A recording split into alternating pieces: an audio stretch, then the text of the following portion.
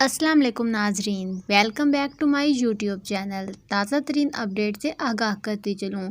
17 جولائی کے الیکشن میں دھاندلی کے باوجود شکست دیں گے۔ مبارکباد دیتا ہوں، نیا پاکستان بننے سے کوئی نہیں روک سکتا۔ الیکشن میں کوئی بھی حربہ استعمال کریں، قوم چوروں کو کبھی تسلیم نہیں کرے گی۔ Chairman P T I Imran Khan کا پریڈ گراؤنڈ میں عوامی جلسے سے خطاب۔ پاکستان تحریک انصاف کے چیئرمین عمران خان نے کہا کہ 17 جولائی کے الیکشن میں دھاندلی کے باوجود شکست دیں گے۔ مبارکباد دیتا ہوں، نیا پاکستان بننے سے کوئی نہیں روک سکتا۔ الیکشن میں کوئی بھی حربہ استعمال کریں، قوم چوروں کو کبھی تسلیم نہیں کرے گی۔ انہوں نے پریڈ گراؤنڈ اسلام آباد میں عوامی جلسے سے خطاب کرتے ہوئے کہا کہ میں نے اس دن 25 مئی کو واپسی کا اس لیے فیصلہ کیا کہ مجھے پتہ تھا کہ لوگوں کو پولیس اور رینجرز پر غصہ تھا۔ جس طرح خواتین بچوں پر شیلنگ کی گئی، مجھے علم تھا اس دن شام کو پولیس اور رینجرز کے سامنے میری قوم نے کھڑے ہو جانا تھا۔ میں نے فیصلہ کیا کہ میں انتشار نہیں پھیلانا چاہتا کیونکہ پولیس اور رینجرز دونوں میرے ہی ہیں۔ میں تو اپنے مقصد کے لیے نکلا تھا۔ میر جعفر میر صادق نے مل کر 22 کروڑ عوام کا الیکٹڈ حکومت ہٹایا۔ اس کے ساتھ ہی پھر ملک کے بڑے بڑے ڈاکوؤں کو ہمارے ملک پر مسلط کیا۔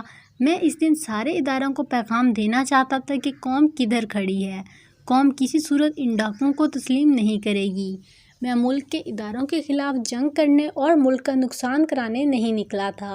امپورٹنٹ حکمران، کان کھول کر سن لو، تم چاہتے ہو ہم اپنی فوج سے لڑے پڑے رہیں، ہمیں اپنی عدلیہ اور فوج کے سامنے کھڑے ہو جائیں۔ امپورٹنٹ حکومت اور چیری بلاسم، آصف زرداری، فضل الرحمان ڈیزل، سن، ہمارا جینا مرنا پاکستان میں ہے۔ عمران خان کا کاروبار یا کچھ باہر نہیں ہے۔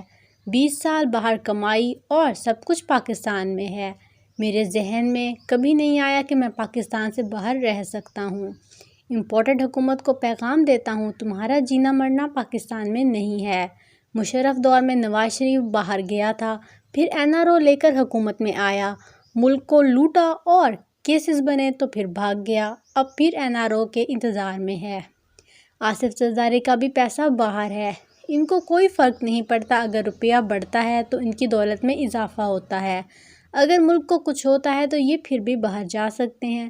زرداری صدر تھا تو 50 نجی دوروں پر باہر گیا، نواز شریف 22 مرتبہ باہر گیا۔ زرداری جب اقتدار میں تھا تو امریکی سفیر حسین حقانی کے ذریعے امریکہ کو پیغام دیا تو مجھے پاکستانی فوج سے بچا لو۔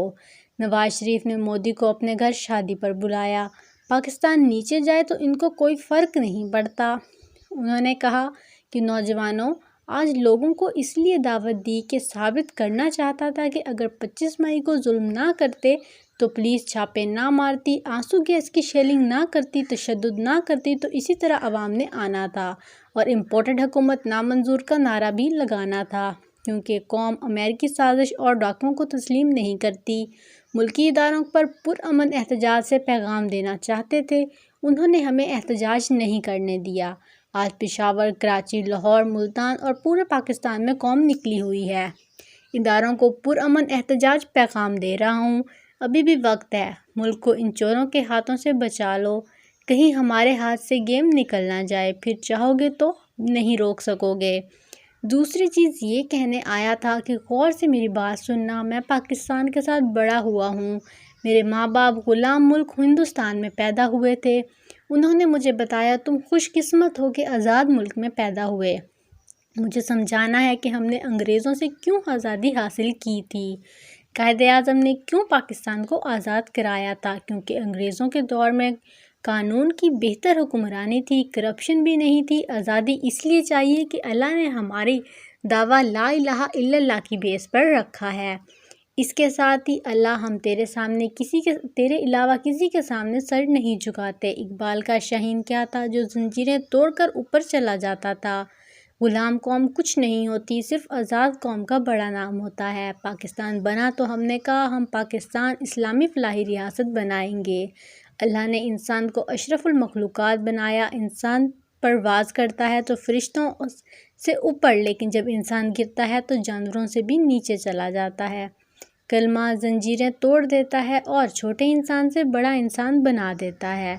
تو ناظرین، یہ تھا عمران خان کا کل کا خطاب۔ آپ کمنٹ سیکشن میں ضرور بتائیے گا آپ کو ہماری ویڈیو کیسی لگی۔ اس سب کے ساتھ اجازت چاہوں گی۔ اللہ حافظ۔